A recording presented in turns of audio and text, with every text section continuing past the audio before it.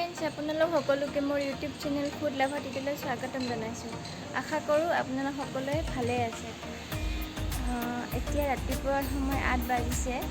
ৰাতিপুৱাৰ কামখিনি কৰি মই আজৰি হৈ গ'লোঁ, গা পা ধুই ফ্ৰেছো হৈ গ'লোঁ। গতিকে আজিৰ ভিডিঅ'টো মই ইয়াৰ পৰা ষ্টাৰ্ট কৰিছোঁ, গতিকে ভিডিঅ'টো চাই থাকিব।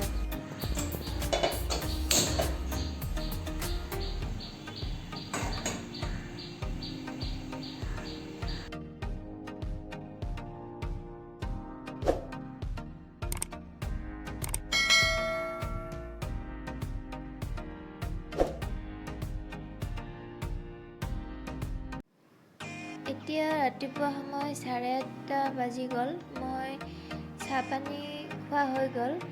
চাহ খাই এতিয়া মই অকণমান পঢ়িব বহিছোঁ।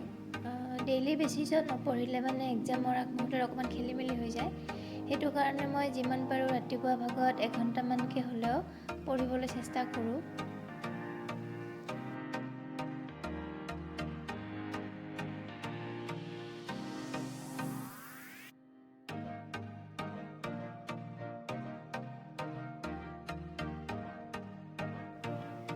এতিয়া ৰাতিপুৱাৰ ব্ৰেকফাষ্টৰ কাৰণে অকণমান চুজি বনাওঁ বুলি ভাবিলোঁ। বহুত দিনৰ পৰা চুজি খোৱা হোৱা নাই, সেইটো কাৰণে এতিয়া চুজিকে অকণমান বনাই খাওঁ আৰু। এনেও দুপৰীয়া ভাত খাওঁতে দেৰিয়ে হৈ যায়, গতিকে এতিয়া চুজিখিনি মই বনাই লওঁ।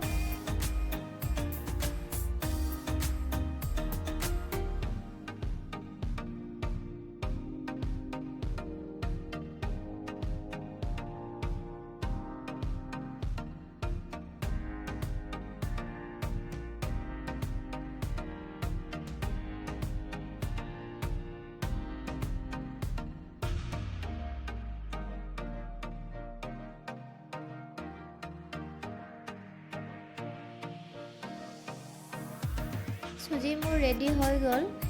দেখিবলৈতো ভালেই হৈছে বাৰু। এতিয়া খাই লওঁ, খাই পেলাই আপোনালোকক জনাই আছোঁ কেনেকুৱা হৈছে।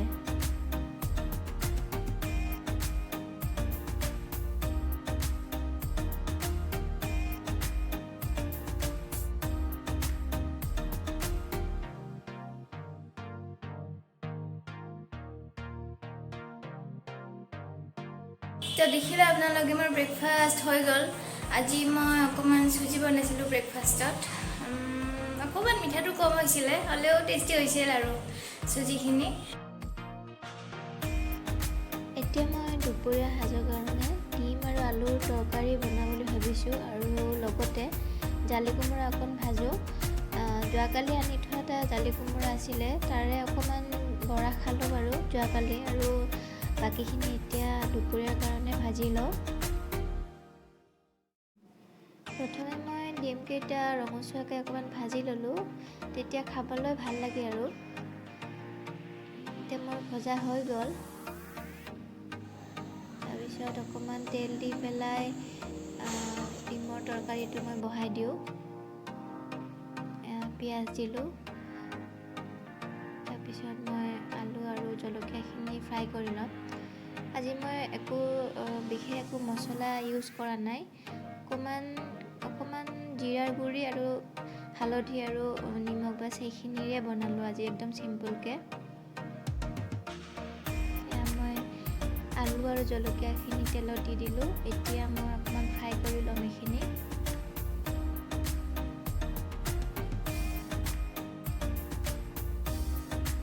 এনেকৈ মছলা পাতি নিদিয়াকৈ চিম্পুলকৈ বনাই খায়ো কেতিয়াবা ভাল লাগে, নহয়নে? কোনে কোনে বাৰু এনেকৈ চিম্পুলকৈ বনাই খাই ভাল পায় মোক জনাবচোন। মই কিন্তু প্ৰায় এনেকৈ চিম্পুলকৈ বনাই খাওঁ দেই।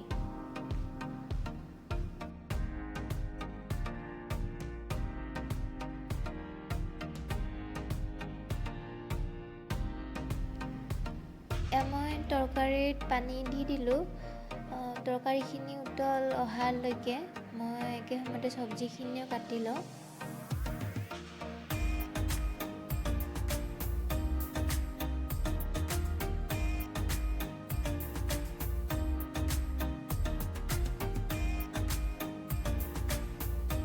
মোৰ তৰকাৰী বনাই হৈ গ'ল।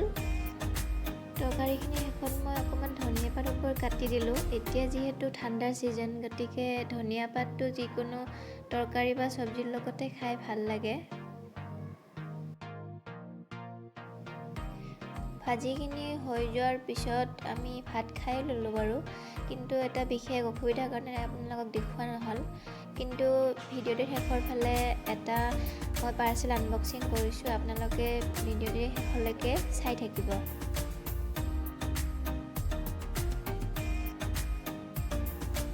ফ্ৰেণ্ডছ, মোৰ বহুত দিনৰ পৰা এটা পাৰ্চেলৰ কথা আছিলে আৰু সেইটোক লৈ মই বহুত এক্সাইটেড আছিলোঁ। পাৰ্চেলটো ফাইনেলি আজি আহি গ'ল। সেইটো মই এবাৰ চালোঁ বাৰু, ভাবিলোঁ আপোনালোককো দেখুৱাওঁ পাৰ্চেলটোতনো কি আছে।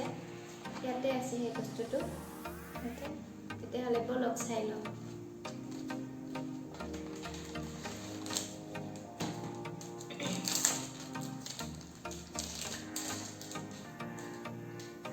এয়া দেখিছে, এইখন হৈছে এখন কাষ্টমাইজ টেবুল কেলেণ্ডাৰ। এইখন সজাই থ'বৰ কাৰণে বহুতেই ভাল, ধুনীয়া দেখি, মোৰ বহুত ভাল লাগিছে এইখন। চাওক ইমান ধুনীয়া হয়।